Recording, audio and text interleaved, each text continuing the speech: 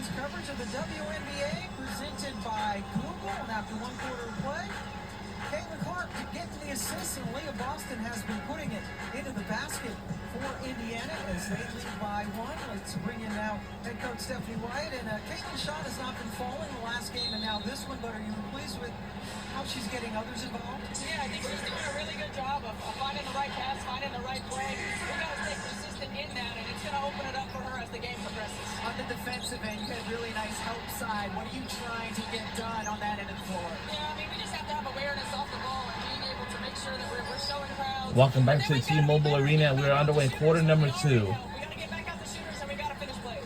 Okay, coach, thank you very much. Stephanie went back on the bench for the Indiana Fever.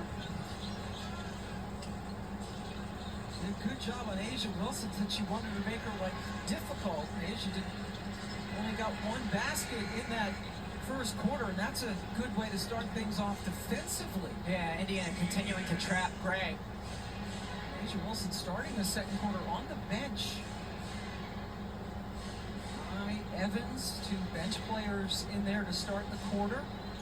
Clark again. Great job. First by Caitlin Clark, snaking the screen, and then recognizing the switch happen. You have the much smaller Evans on Aaliyah Boston, making it look easy.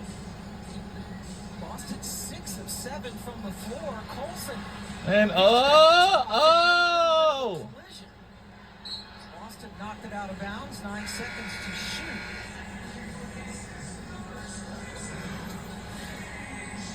Again, in the 2-player game, snake the screen and then just recognize the switch. And instead of coming back to screen again where you can get the switch back, Aaliyah Boston smartly just goes down the lane and Caitlin finds her. Dana Evans listed at 5'6". Big time mismatch. Gray, a little bit of space over Cunningham, and she does it again. She has a knack, whether it's the end of quarters or end of shot clock, of draining those. the 3 is good by our Indiana Fever. Kelsey Mitchell.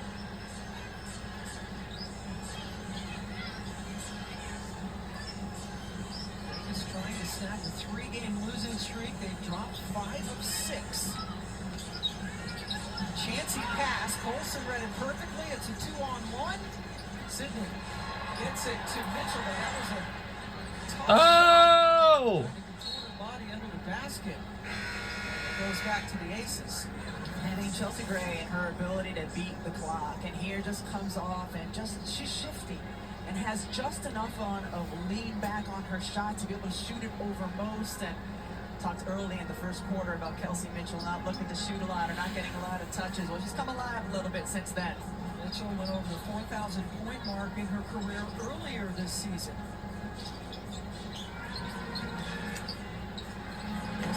Boston. Howard gets it over to Clark. And 0 for 4 from the floor. She has missed 10 straight threes. Going back to her last game where she was 0 for 7, only the second game in her career when she did not hit a 3. Boston turns. Howard got it knocked away. Good play by Gray. Into A'ja, who couldn't field it cleanly, but she stayed with it. Good pace now for Indiana. This is what Clark can bring you, and just that little hesitation. She lost Lloyd, but missed the shot. wow, the 3 is good by Las Vegas. How good has Aaliyah Nye been so far this season for Vegas? 1-point game is close. About her motor, how hard she works, brings great size and physicality on the defensive end. Out of Alabama, Caitlin Clark finally scores her first basket. As usual, a lot of Indiana/Caitlin Clark fans in the stands. Gray. No. She knew it, so she followed it up. Tipped it back to Evans. Wow, a 3 is good again by Las Vegas, and they tied it up. And an assist, all in one motion by hitting that ball out. She knew pretty much after she took the shot it was going to be short. Wilson picked up Clark. Great patience by Boston. And it really is a good sign for Caitlin Clark on a day where she's struggling to score and shoot a little bit, that she's still finding other ways to really be involved on the offensive end. 8 assists already in this game. Indiana with a 2-point lead. We'll be right back on the other side.